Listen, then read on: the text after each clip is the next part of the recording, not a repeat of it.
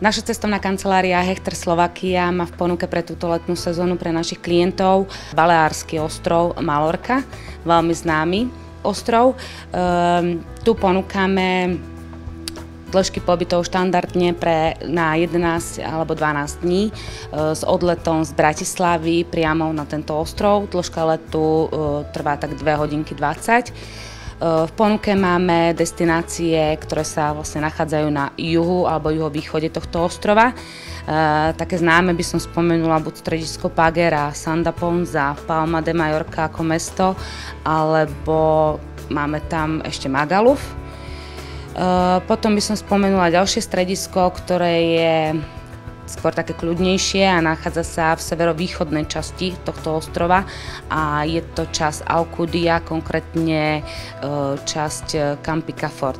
V týchto daných letoviskách ponúkame hotely s ponukou stravovania buď s raňajkami alebo s polpenziou, ale takisto aj all inclusive, čiže klienti si môžu vybrať z daného typu stravovania, čo vlastne oni budú chcieť, pretože Malorka je tiež veľmi dostupný ostrov a keď vlastne idú von na prechádzku, na večernú prechádzku alebo cez deň, tak sa môžu zastaviť v miestnych reštauráciách a vychutnať a spoznať takto miestnu kuchyňu a takisto aj život tohto ostrova.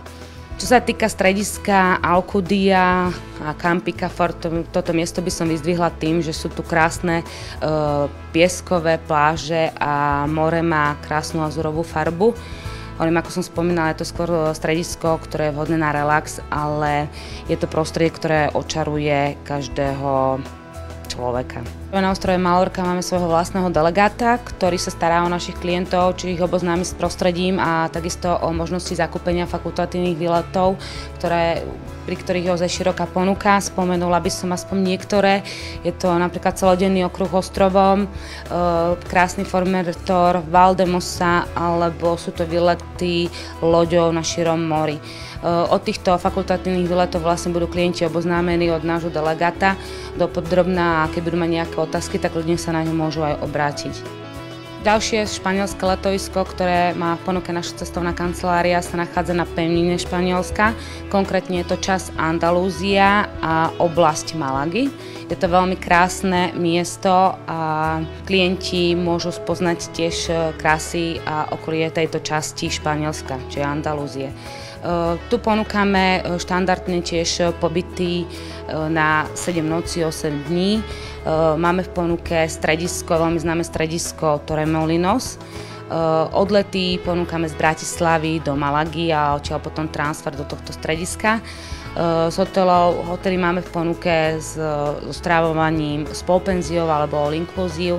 Nachádzajú sa priamo na krásnej pieskovej pláži, ktorá je oddelená vlastne len pobrežnou promenádou. Takisto máme tu svojho vlastného delegáta, ktorý sa postará o našich klientov, takisto ponúkne možnosť zakúpenia fakultatívnych výletov, ktorých je tu ozaj neúrekom. Spomenula by som napríklad ako Granadu, Sevillu, Gibraltar, takisto možný výlet aj do Maroka alebo krásne pohorie Sierra Nevada.